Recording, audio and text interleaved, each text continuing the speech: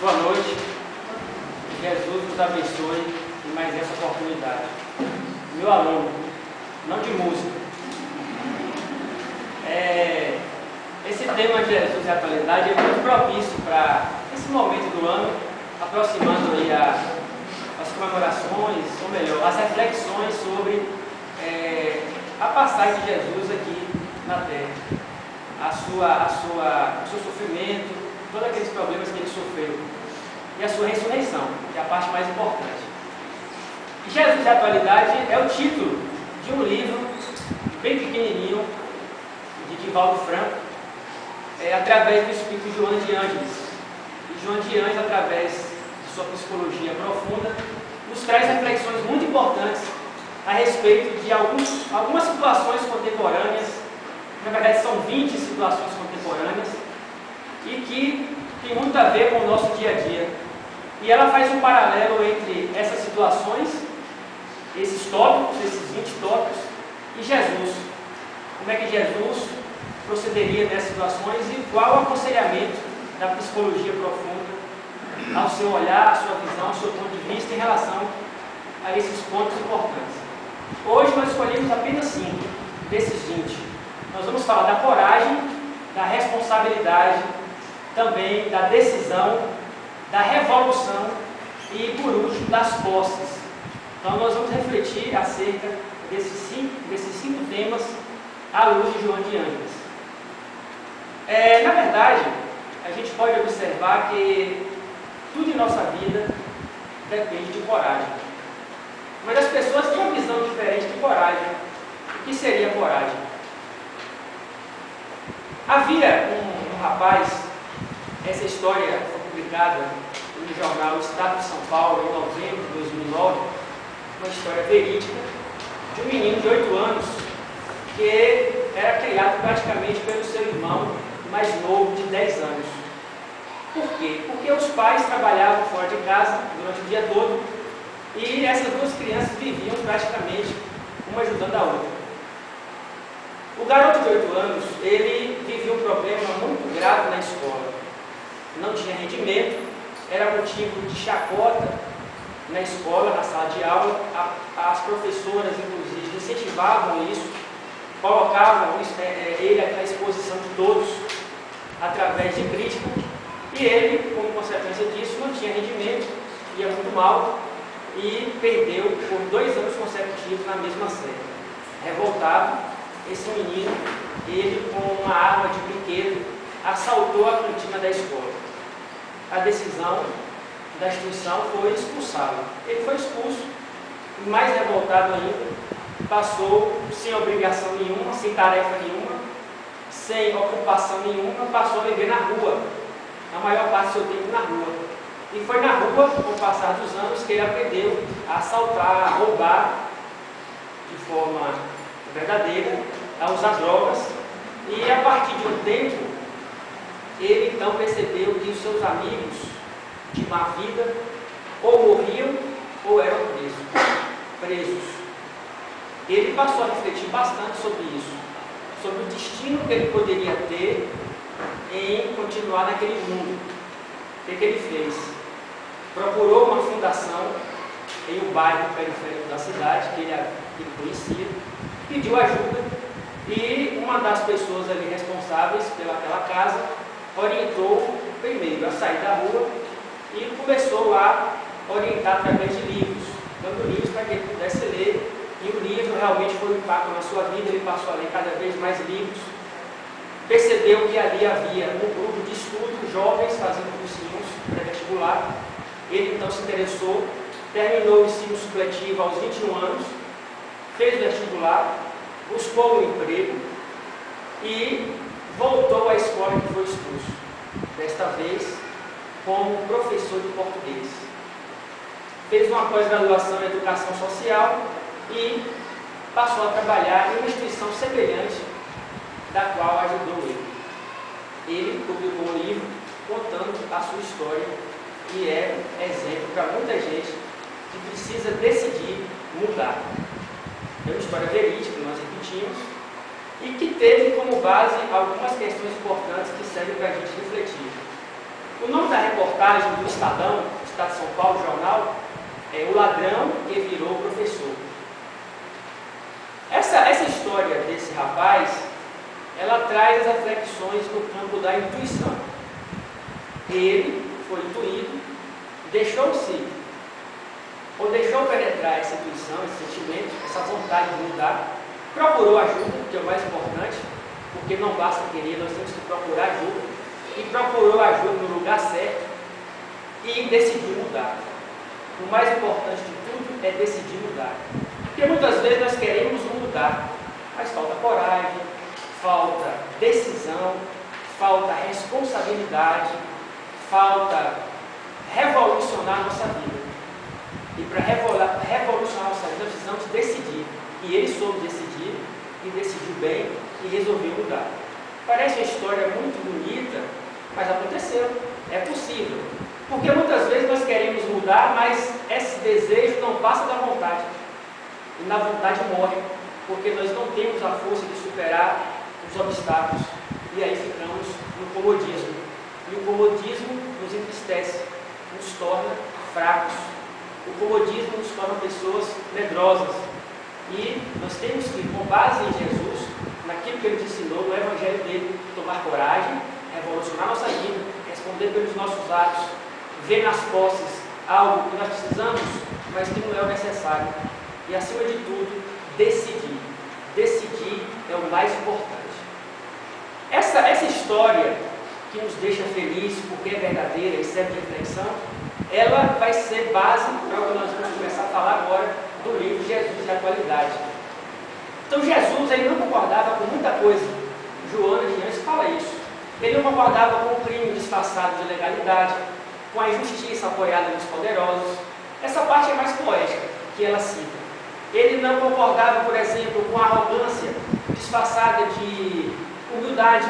Ele não concordava com a hipocrisia disfarçada de honestidade. Jesus jamais discriminava, não aceitava qualquer tipo de discriminação, seja ela de qualquer natureza. Então, o que a gente percebe? Nós percebemos que ele era humilde, mas não era escravo. Porque tem gente que é tão humilde e parece até, o linguagem popular é besta, deixa todo mundo bater, xingar, e não é essa. Ele foi humilde, mas não deixou se escravizar. Ele era bom, mas não era piegas, sentimental ao extremo. Ele era amigo, mas não se escravizava também.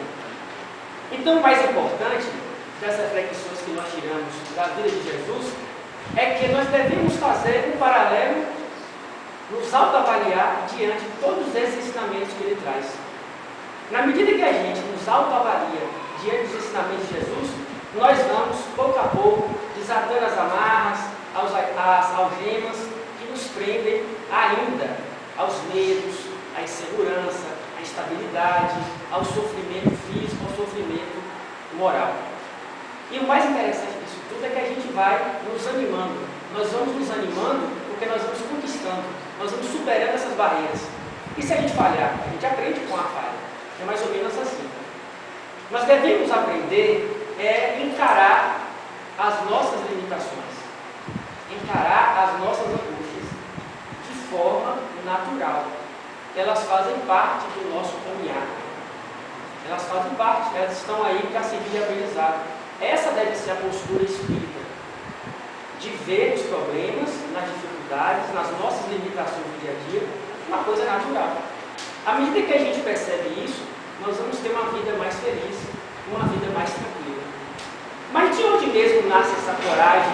Nós precisamos de coragem para enfrentar os limites com naturalidade. De onde vem isso? Aí é que está. A coragem vem dos valores morais que nós escolhemos para uma vida mais correta, para uma vida mais feliz.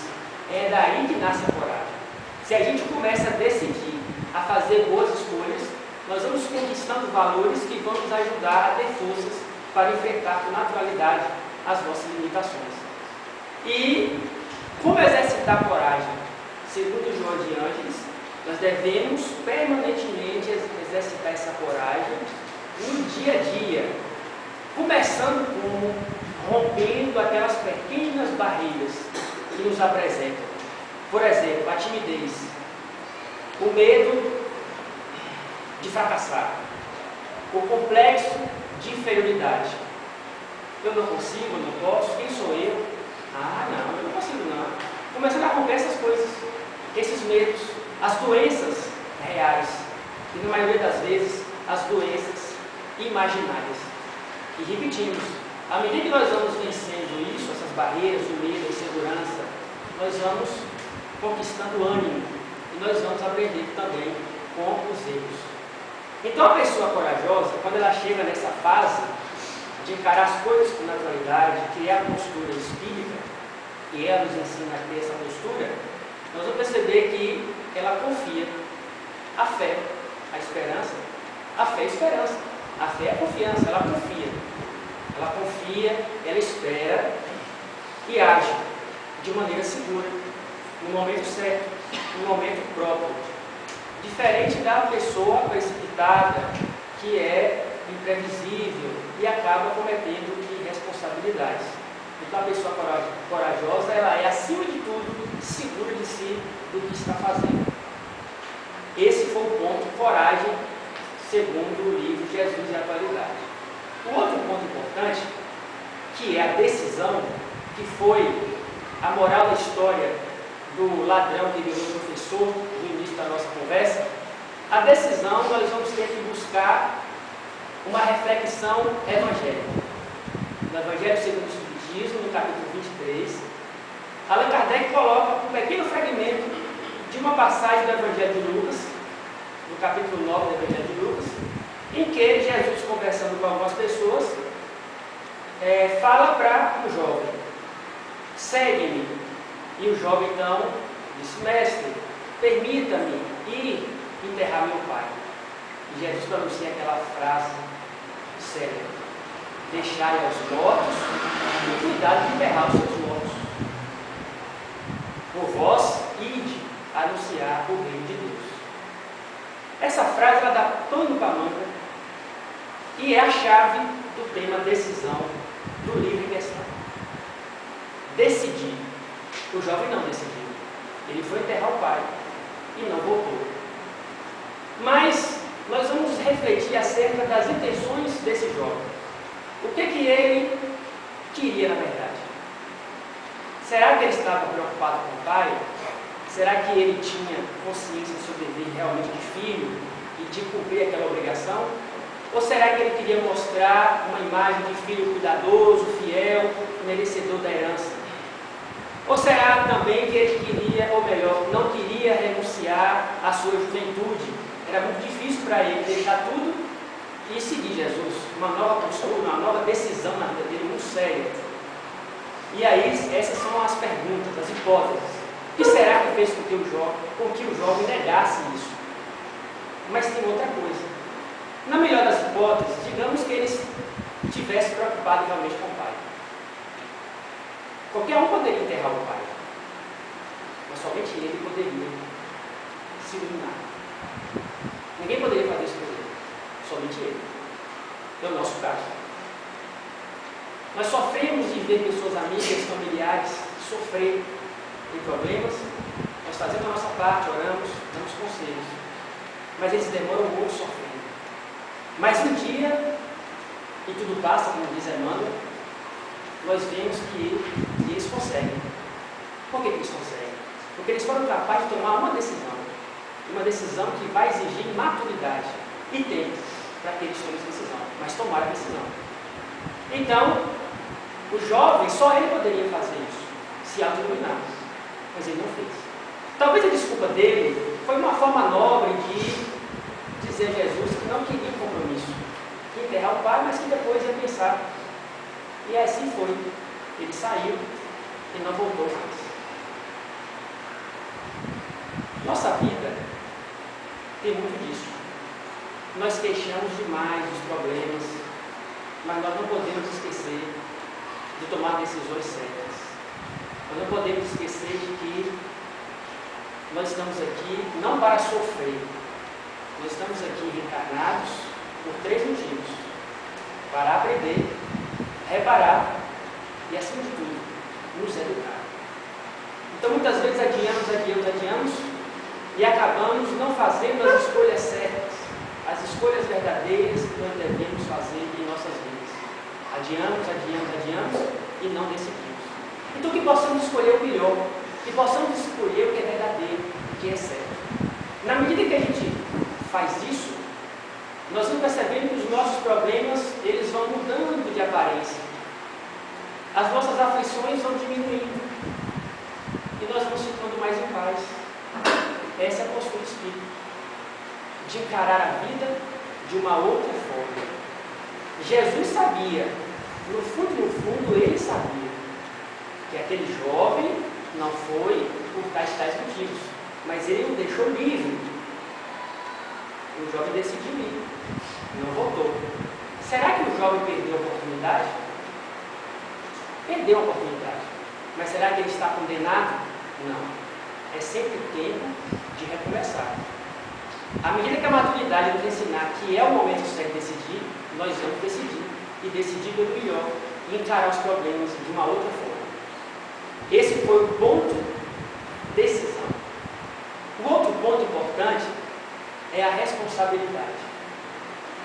Nós temos uma tendência muito grande de sempre colocar os outros, em Deus, na vida, na sorte, a culpa pelos nossos fracassos.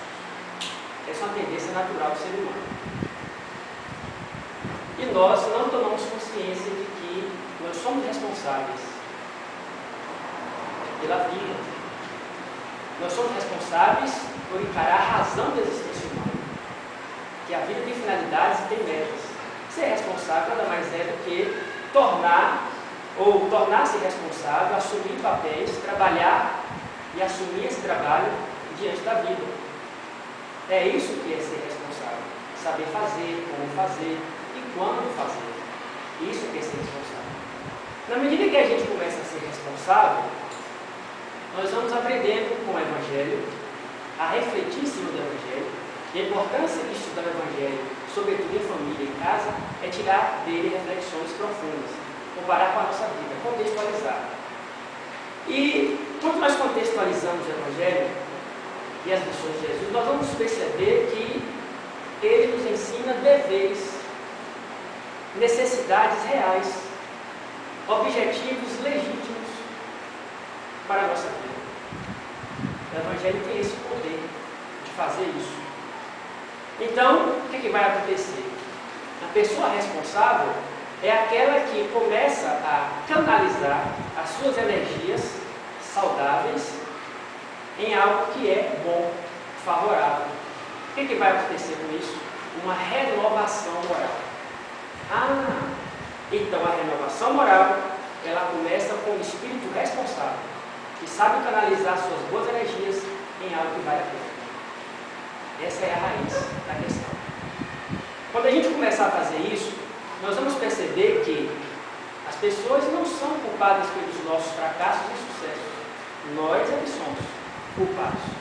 Então nós temos que tomar conhecimento desses insucessos, desses fracassos e mudar. Tomar uma atitude. Trabalhar para fazer diferente. Porque nós colhemos o que nós plantamos, colhemos o que semeamos. E à medida que a gente faz essa parceria com as reflexões do Evangelho, nós vamos ter saúde interior. Nós vamos continuar trabalhando com responsabilidade no bem. Isso é que é o mais importante. Um outro ponto é a revolução. E João de Ângeles nos convida à revolução moral. A revolução das nossas vidas. Vamos revolucionar. Como? Os nossos maiores inimigos não são os nossos obsessores.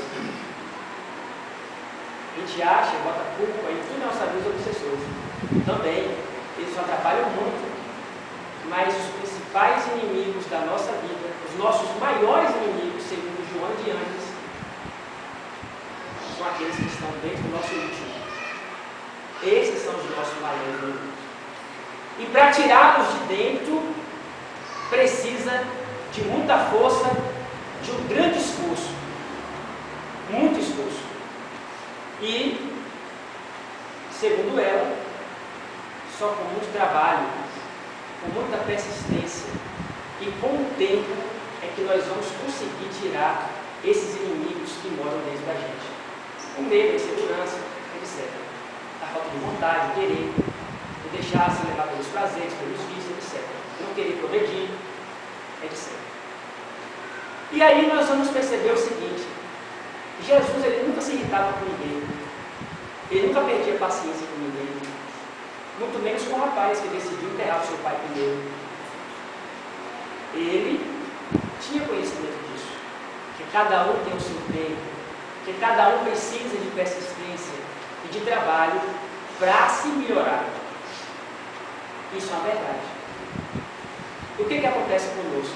Os prazeres materiais, o mundo material em si, o mundo em si que nós vivemos, que é o grande teste, esses prazeres nos prendem em cadeias muito fortes. E João de Ângeles fala que a vida material nos leva à decomposição moral. Olha o termo que Joana usa. A decomposição moral, a morte dos ideais libertadores. E o que acontece? Nós temos medo de mudar, nós temos medo de assumir compromissos, e nós vamos ficar estacionados do ponto de vista intelectual e moral. Nossa rotina vai ser monótona e despreocupada. É isso que ela fala. Então nós precisamos revolucionar, nós precisamos mudar, nós precisamos combater esses inimigos que estão dentro da gente. Mas como começar isso? Acabando com o comodismo, acabando com dois termos que ela fala: autoflagelação. Ah, meu Deus, eu sou a pessoa que mais sofre no mundo. Ninguém sofre mais que eu. Como diz a humorista, ô coitado, não é? Então, acabar com a autoflagelação, acabar com a autopiedade. Ô dó de mim, olha como eu sou. Então vamos mudar. Acabar com o medo do passado sombrio. O passado passou, desde lá. Vamos conversar. Então vamos revolucionar. Estamos insatisfeitos. Vamos trabalhar para mudar. Essa é a grande revolução que nós devemos fazer em nossas vidas. Por fim, as posses. Como as posses nos perturbam, ou nos perturbam. Quem tem muita posse, ou mesmo aquele que tem pouca, mas que acha que tem muita, vive perturbado. Primeiro, com medo de perder o que tem. Segundo, com a ânsia de sempre multiplicar. Está sempre pouco, tem que querer mais. Terceiro, o medo de ter que deixar quando desencarnar. E aí sofre muito. A posse nos faz sofrer muito.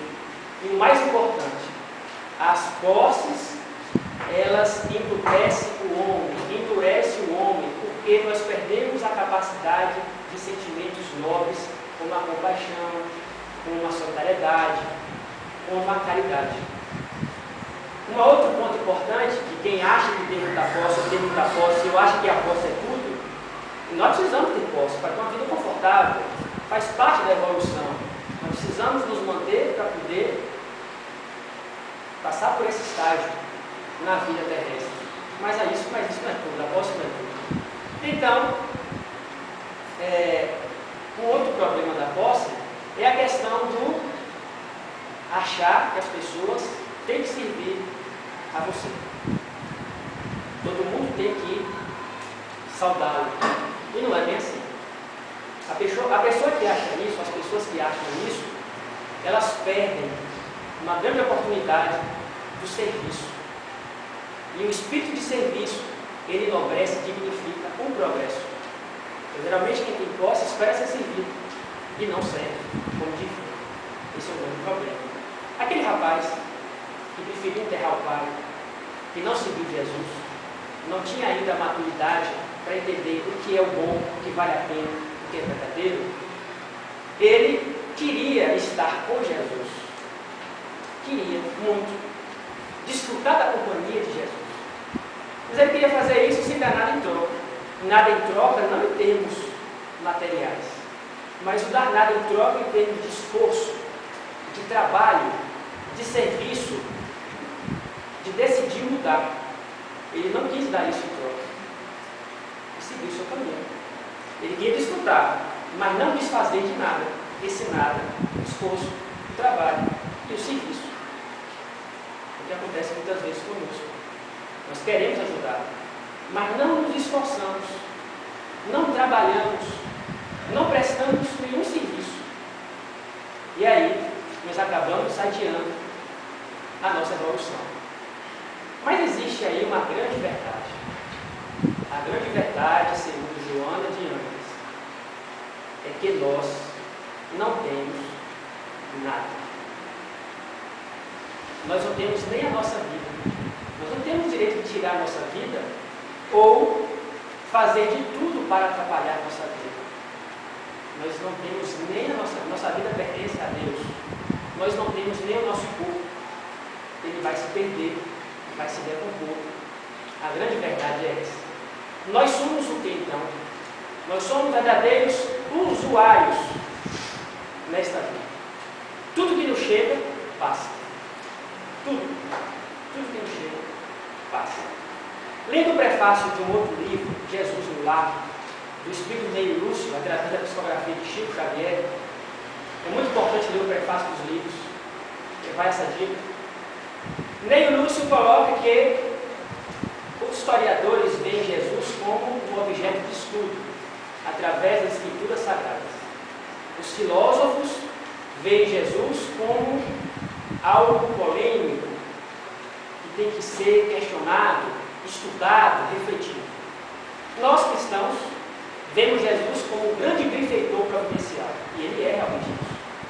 Quando nós estudamos o Evangelho, temos o ato de fazer isso, e de contextualizar o Evangelho em nossa vida, como a educação propõe hoje, a contextualização do conteúdo na vida do aluno, nós vamos perceber uma coisa muito grandiosa, de que Jesus, além do reformador do mundo, de que Jesus, além do condutor de um raciocínio lógico muito interessante, ele é principalmente um grande renovador da vida nossa. É para isso que ele veio, é para isso que nós devemos estudar. É o grande renovador de nossa vida. Então, reformar o nosso íntimo e prosseguir na ação do bem. Esse deve ser o nosso propósito. Sempre. Sempre. E uma dica muito importante. Quando a gente se sentir perseguido ou com muitos problemas, vamos fazer um questionamento. Vamos tornar isso um hábito. Sempre vamos nos fazer uma pergunta. Se Jesus estivesse em meu lugar, o que ele faria? Essa parada foi voluntária, viu? Olha que interessante. O que Jesus faria em meu lugar? Um dia no Evangelho no Lar, abriu-se o Evangelho ao acaso, e nós acreditamos que isso também é providencial. Às vezes não, às vezes sim, na maioria das vezes sim. E está lá diante da situação, que nós estávamos enfrentando, uma página tinha: ai daqueles que dizem, Senhor, Senhor. Nem todos que dizem, Senhor, Senhor, entrarão no reino dos céus. Na outra página está: os espíritos, os verdadeiros cristãos serão conhecidos pelas suas obras. Eu, minha Nossa Senhora, fiz o Evangelho. E fiz a pergunta: o que Jesus faria em meu lugar? Bom, a resposta é instantânea. Nós vamos agir de acordo com a consciência correta. Nós vamos tomar sempre a melhor atitude. Muito obrigado pela sua atenção e que tenhamos um bom retorno do nosso lado.